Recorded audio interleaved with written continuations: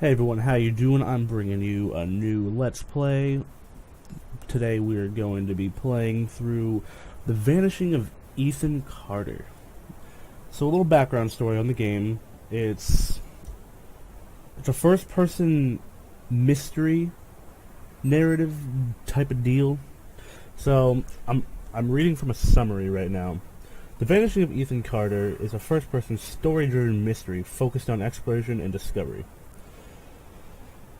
As the occult-minded private detective Paul Prospero communicates with the dead to discover the fate of a missing boy and the mystery behind a dark, ancient force inhabiting Red Creek Valley. So the game right now is on sale on Steam, so if you like it, go pick it up. I played like the first 10 minutes to make sure everything was all set for the game, or for recording, and it seems fine. Depending on how long episodes go, I'm going to keep them between 10 and 15 minutes. So, with that, let's start a new game. I'll try to be quiet when people are talking and things are going on.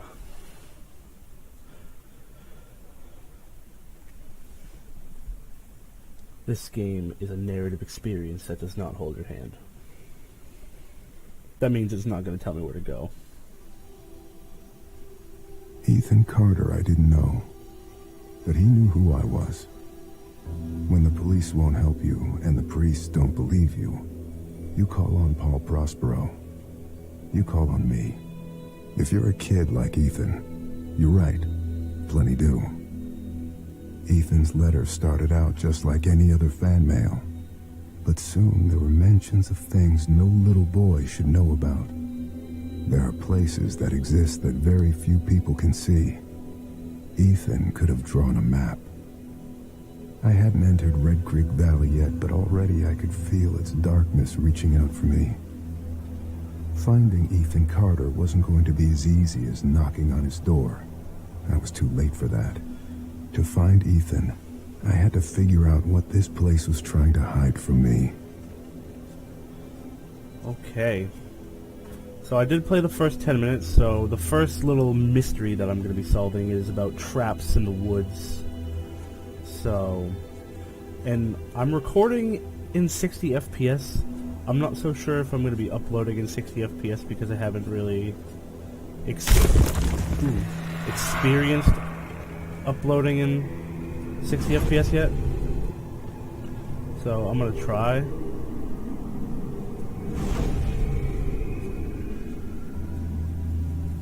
But other than that, enjoy the game. This is a very, very beautiful game.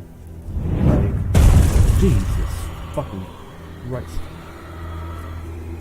I was very surprised with like how good this game actually looks. I don't remember how many traps there are, but I do know where some of them are. Here's one. Bam. Sense. Like, and the thing with this crazy glow is I have supernatural powers, apparently. I mean, I guess that's how it's supposed to be. And I don't get the full picture until I find all of the clues / traps, at least in this one. So once I find them all, you'll see in a second how when I sense that, it'll give me the picture, the big picture of what's going on in this first part of the mystery. And I believe the last trap is right here. I think that's all. Now, maybe we're gonna get the big picture. One more trap. There's one more somewhere. And it's my job to find it.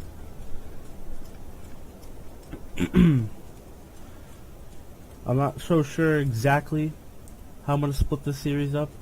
I mean, I could split it up by mysteries, so I believe there's 10 scenes in the game.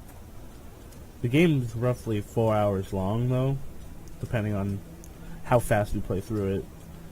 and what reviews I've read about it. So now I just gotta find this last fucking trap.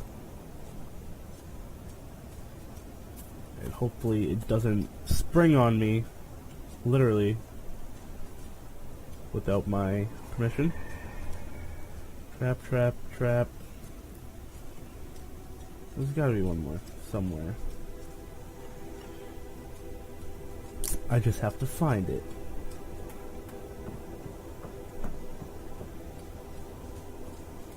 Because like I said, I only played like the first 5-10 minutes. I didn't find all the traps.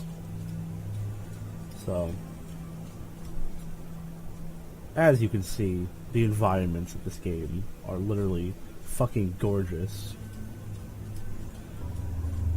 And even if your computer's not that strong, it'll probably run it pretty well.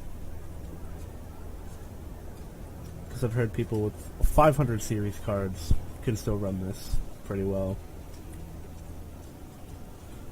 And now I'm just looking for the final fucking trap.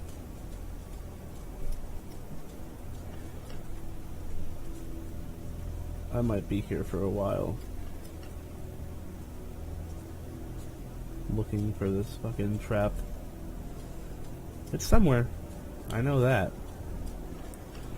And for some reason, I'm getting fucking screen tearing, even though my vertical synchronization is on. So there's that. But I do not know where this last trap is.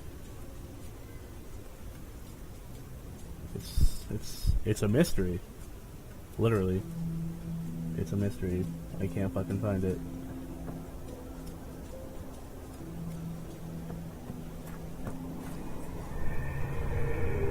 I need one more, I think.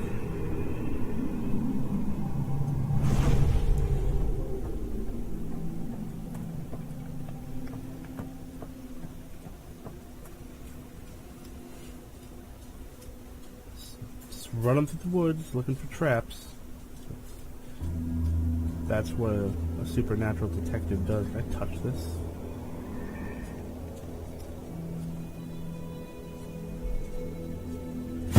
Oh, found it! That worked. Now we should get the picture. Yep. Okay.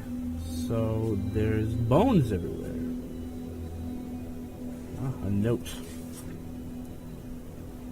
Oh, there's a picture on the back of a burning house and traps in the woods. Sap. An old man came to the forest every day to drink sap from the trees. To get there, the old man had to step around many dangerous traps. The villagers believed this old man had hidden a jade amulet in the forest, but the old man wanted the villagers to believe this, because then they would search the forest for treasure and not drink his sap. One cool fall night, someone set fire to the forest, and the fire spread to the village. The old man escaped the fire by covering himself in sap. Well, that's convenient. When he returned to the village, he found all the villagers' bones. The old man sat down and cried. Then he found more sap to drink. Huh.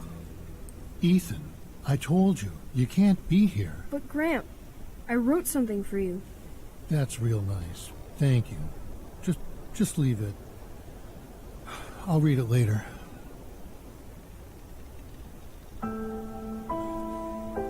Saving game. Is that a bottle of sap?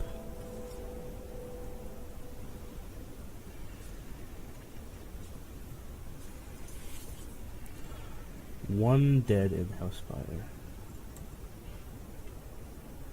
Okay. One dead in house fire by Jeff Jermu, Bayfield County. Fire damaged a historic home in Red Creek Valley Wednesday morning, according to the officials from the Bayfield County Fire Department. A family of 6 was asleep when the blaze broke out at the remote house, once owned by Albert Vandergriff, at 46 Old Ogden Road in Red Creek Valley. Gail Carter, 58, was pronounced dead at the scene. Remaining family members were able to escape. Carter's husband, Edwin, 62, told investigators he may have fallen asleep with a lit cigarette in his hand. Firefighters were dispatched to the scene at 1:22 a.m. and remained at the scene until around 5 a.m. Wednesday. They returned to the property 4 hours later to extinguish hot spots that had been rekindled. Assisting at the initial fire was Ashland Township Volunteer Fire Department. Masonville Emergency Medical Services were on standby at the scene. No, I'm not done with you. How do I read the second page? Ah, there we go. After heated public hearing, no answers for the Van Grifters by Tom Otten, Bayfield County. Members of the Vandergrift family again gathered in the Bayfield County Courthouse to debate the fate of the Vandergrift fortune, which has remained in escrow since 1961. When family patriarch Albert Vandergrift, 71, died in a mine accident, the after effects of which nearly destroyed the Vandergrift industrial and severely damaged the local economy.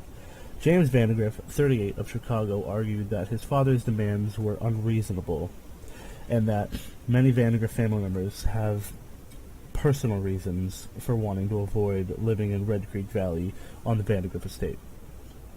As stipulated in the elder Vandergrift's will, the recent fire in which the Vandergrift's home was damaged, he said, only underlined his family's concerns.